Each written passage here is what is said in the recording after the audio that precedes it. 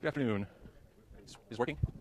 Um, Good afternoon. We're finishing up now. We have finished the 19th century. We're moving with this lecture into the 20th century, but somewhat tentatively, because what this lecture is about, and this lecture is going to stretch through today. We're going to skip Friday. Friday we're going to talk more about the lab, but then on Monday we're going to return to this topic. And it's about ideas.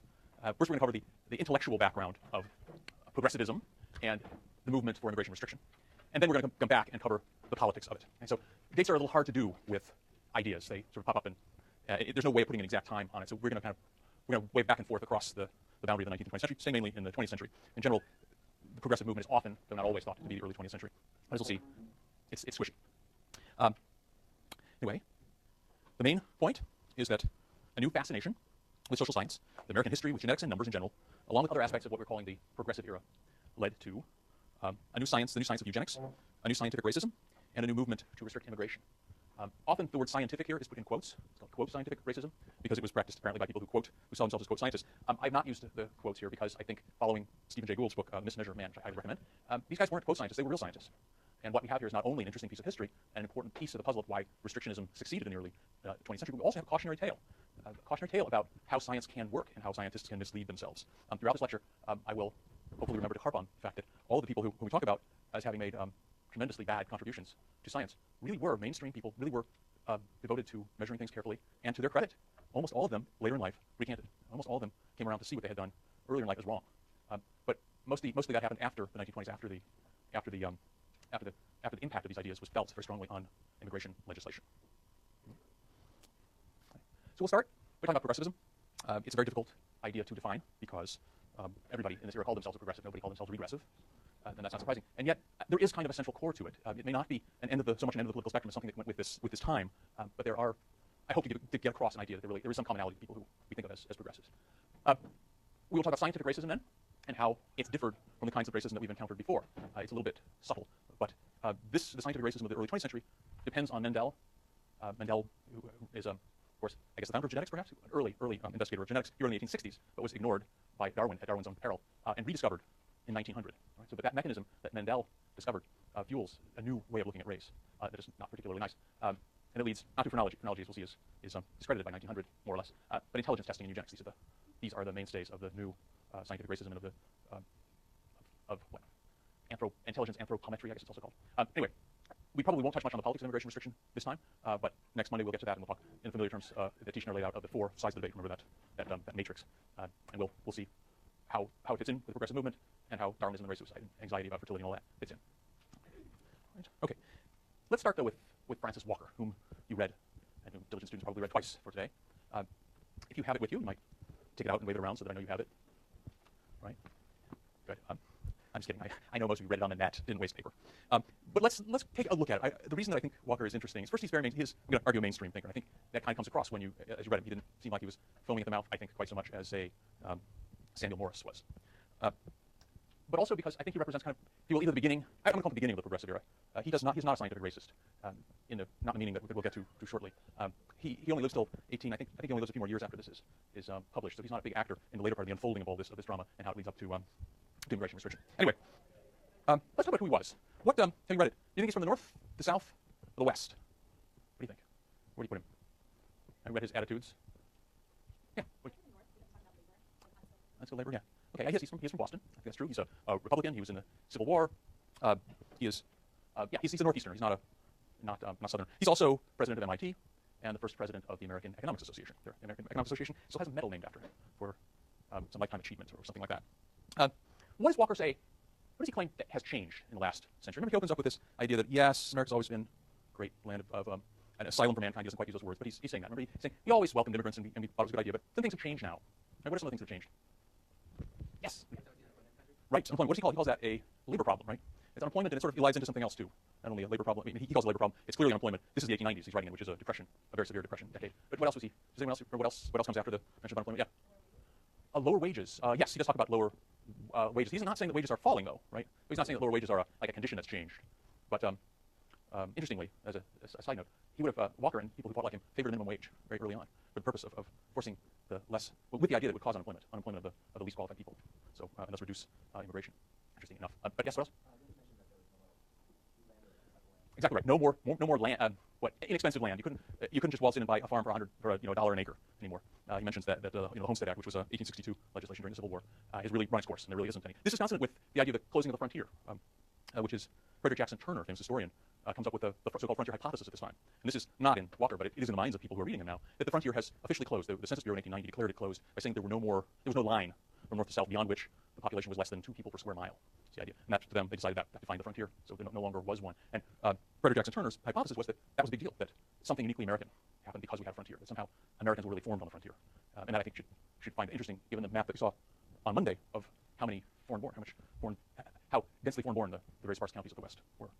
Okay, so agriculture is no longer the obvious choice. Right? In the old days, came over, everybody could farm at least. Right, so anything else? Yes? Kevin? You talked about the first immigrants coming to America and being optimistic and the top of their class, as in progressive and so forth. But then now immigrants coming in can come from any part of their homeland are basically people who have problems or different issues inside their country that can easily come to America. Right. How does he frame that exactly? Let me repeat. The idea is that now it's somehow easier to come. In the old days, the beginning of the century, the immigrants had to be at least in the middle of the social stratum. But now something has changed that allows anybody to come. And what is it that's changed? Yes. I don't think it's even like, I think it's more like you have to be intelligent and how to drive to come, because how is like the railroad being easy and it's just way easier to come now than it was in the past. Easier to come, right? And the railroads, as you point out. So you'd say perhaps that's right. That it was more intelligence, not necessarily social class. But I think for Walker, there wouldn't be a lot of difference. If you were intelligent, you were going to be in the right social class. But right. So the railroads and the steamships have made it cheap. So by making it easy, we're getting the bottom of the barrel. What is his? Beaten men from. I can't find that terrific quote in here. Does anyone know that one? Oh well. Okay. But I think other thoughts on why things were different now. Okay, then let's turn to the next. Does Walker believe that immigration increases population? How can immigration not increase population? Sure, Walker believes that, doesn't he? Can anybody else read it? Do you want to say that? Sure. Yeah. I think that increases population if you're including immigrants, it increases the population of those who are there initially, because people don't want to bring children into the world that Exactly right. Obviously, immigration increases population because an immigrant lands and the population goes up. But in the big picture, what Walker noticed was that population forecasts done in the very early part of the century, before immigration was anticipated, turned out to be right, even though massive immigration had occurred. So he formulates his hypothesis is that immigration just displaces births. And so this is where I was saying, now look back at, remember Jefferson? Remember Jefferson said about that? We don't need immigration because we're having so many births here. Right? And so Walker's taking that a step further and saying, no, it's even worse than you think, Mr. Jefferson. If we have immigration, we're going to have fewer births. Now, he's right, in a sense he's right, because fertility is in decline all through the 19th century. But can anybody think of an alternative explanation for that? Yes. What? Exactly. It's the demographic transition. Any demography test, there should always be an answer. It's the demographic transition. And that's certainly an alternative explanation for what Walker sees. But Walker is an economist and not, I wouldn't say he's not a demographer, but he doesn't see it that way. He sees that instead the idea that immigrants displace births, and the mechanism, I think you pointed out already, the mechanism is that Americans do not want to bring children into a world in which they will have to compete with these degraded people who will work for very low wages. Right? Okay, so if people are depressed to see immigrants white, they won't have children. The more immigrants come, the more fertility of natives is depressed. That's the idea. This is a race suicide kind of story, and the term race suicide is used in this period for this, and will also be used to describe World War I later on. All right. So then let me ask, I sort of pointed this before, was he a progressive? And the answer here is maybe. Progressivism is going to change. He's writing in 1896. But there's a lot in his, there's a lot of what we read and what we know about him that does kind of point to that. There is he does, well, here's what it is. He has a pragmatic optimism, right? And this is common to progressives. And what it means is that experts can fix things. We can look at the world, and we don't need to just sit here and let things happen in a sort of laissez-faire kind of way. People who know stuff can make decisions that work. Right? And Walker's certainly calling for that. He's saying, we can take charge of the situation. We don't have to just let immigrants come. Stop it. Not so evident in Walker is his worship of efficiency. This is also a real hallmark of progressives. And it's most noted in the work of Frederick Winslow Taylor. Has anyone heard Frederick Winslow Taylor before? Yeah? Maybe you have? Yes, exactly right. He was the father of industrial engineering, right? He's a time and motion studies. He would go into factories and he would break down every action, every manufacturing, every process into the smallest number of steps. And there with a ruler and a stopwatch. But very much of this progressive mind. Again, he's quantifying things. All of numbers fits in here too, and we'll see what a devastating role that plays once we get to the intelligence testing. The Dillingham Commission report of 1911 that we will have occasion to mention is another great example. This is a report that a commission study, one of the kind of thing that Congress does all the time now when they don't want to deal with an issue, as was the case in 1911. They decide instead of voting on something, we're going to have a commission, and they're going to hold hearings, and they're going to write a big document that nobody's going to read. And in this case, the big document is 44 volumes long, and only some graduate students ever read it in its entirety. But it does have a lot of data in it. It's lots and lots of numbers as well as other insane things. But again, it's very symptomatic of the age. This was huge by its time. This had not been done before by Congress. But the idea that Congress should, as part of its deliberative process, generate this huge report And then, for graduate students in the future to read, that's a new idea. Okay? And finally, this concept of upper class WASP sensibilities, here we come back to Walker. There were a couple of instances in here, I think you may have noticed, where you did get the idea that he was, by WASP, I mean, white Anglo-Saxon Protestant is what we mean by this term. And this is, the anxiety of this group is that they used to be in charge in New England and in the world in general. But over the 19th century, there has been an influx, first of Irish, and now of Italians, as Walker points out. And Walker talks about what the effect of those two groups has been on the labor market. The subtext is that there's been a change in political power as well, because these people can vote. And so the Irish immigrants, let's say in general, have they have political machines going. And this is one of the problems that the progressives see as also resting on the shoulders of immigrants, is the idea of political machines. Right? And that is that's a big offense to WASP sensibilities, not only because their own group is losing power, but also because they have those Republican, Thomas Jeffersonian sorts of mindsets that you just don't behave that way. They're offended by factions and by horse trading in politics. A couple things that the progressives are well known for, and one thing that they're not but should be, anti-corruption movements. City manager forms of government. Again, this follows right from the problem of the city bosses. Civil service exams, direct election of senators, ballot initiatives and recalls. The reason that we have the government that we have is because of a progressive era change to the Constitution that allowed for very odd kinds of recalls to happen. If you remember the Schwarzenegger's first election, it was kind of odd. I think there were 92 people on the ballot, something like that. Was it? 100 and some people. Anyway, there's a seeming contradiction here, and this is true of progressivism because progressivism is a very big tent, as we said before. On the one hand, things like city manager form of government, this is between power and unelected officials. With unelected officials, and the idea here is that in some situations, the elected people are crooks, and having an unelected person unelected person with power can counteract that. Civil service exams, again, this is an attack on the spoil system. When city bosses win elections, they clear everybody out and they put their own people and they fill all these jobs. That's how they pay off all the people who help them get elected. But on the other hand, direct election of senators and ballot initiatives are increasing democracy. And I think the right way to see it is that they really had both of these ideas, both of these cross currents were present in progressives. They did believe in democracy, but they were also very pragmatic. When they thought something else would work better, they would go with that. They were very hip to the negative effects of industrialization. You can see that in Walker, right, when he mentions conservation. Right, remember conservation was actually his example of something that had changed in the last century. We used to like cutting down trees, but now it's 1896 and that's gone far enough. Remember that? Okay, so that's another really progressive sort of idea. The effects of industrialization, inequality, that would be dealt with an income tax, settlement houses, the Jane Addams and that sort of, those are clearly coming out of one thread of progressivism, one thread that doesn't agree very much with Francis Walker, but nonetheless, urban poverty as a result of industrialization, a negative effect of industrialization, progressives want to address National Park Service, child labor, and some of these social policies that we've seen before, temperance. If we still had slaves, certainly abolition would be on there too. But some of these come out of that Second Great Awakening type Protestant ideology. Women's suffrage was there, but of course controversial. And finally, immigration restriction, the one that we care most about, fits, I think, in this list, I think, fairly well.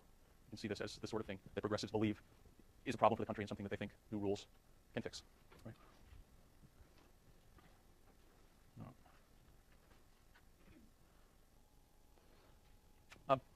Americanization is another progressive era idea, and it's a little bit tangential to our topic, but it does affect immigrants, and it's in a way, well, I guess it's consistent. I guess you say it's consistent with immigration restriction, but it's also contradictory to it because it sees the possibility for change. The idea of Americanization is to take immigrants and try to make them behave more like native-born Americans.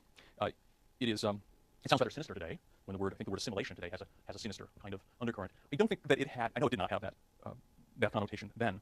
And these primarily before World War I, at least, the Americanization movement was not a sinister thing. It was more associated with the Jane Addams, Hull House type of people. It was also patriotic organizations like the Daughters of American Revolution would do this kind of thing. They give out pamphlets, and in some sense, the industrial applications are perhaps the most interesting. Henry Ford was certainly not a progressive, but the Ford Motor Company's $5 a day, well, that sort of does fit. Ford Motor Company had a hard time with turnover. Lots of people left. They had something on the order of 1,000% a year turnover, so they had to hire 10 people in order to keep one on the assembly line for an entire year.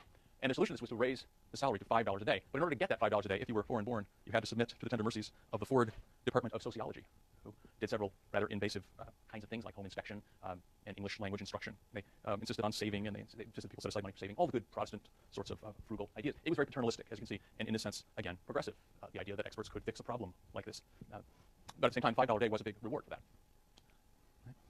And World War I, as we'll see later, it takes a much more sinister turn. It becomes a watchword for anti-immigration, something anti-hyphenism, 100% Americanism. It becomes sort of a different thing. At first, it's certainly less